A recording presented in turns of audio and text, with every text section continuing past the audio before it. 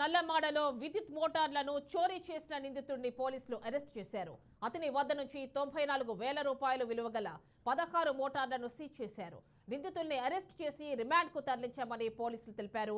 పలుచోట్ల కరెంటు మోటార్లు చోరీకి గురైనట్లు ఫిర్యాదులు రావడంతో కేసు నమోదు చేసి నిందితుడిని పట్టుకున్నారని తెలియజేశారు.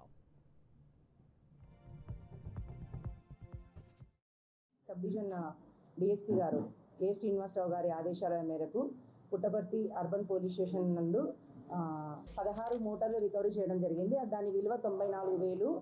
5 క్రైమ్ నెంబర్స్ నందు ఈ మోటార్స్ని రికవరీ చేయడం జరిగింది. ముద్దాయి పేరు గురుమూర్తి.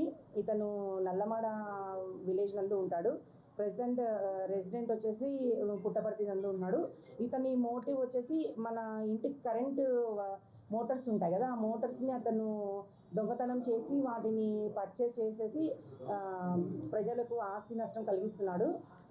క్రెడిబుల్ ఇన్ఫర్మేషన్ మేరకు ఈ గురుమూర్తిని అరెస్ట్ చేసి ఈ 16 కరెంటు మోటార్లని రికవరీ చేయడం జరిగింది.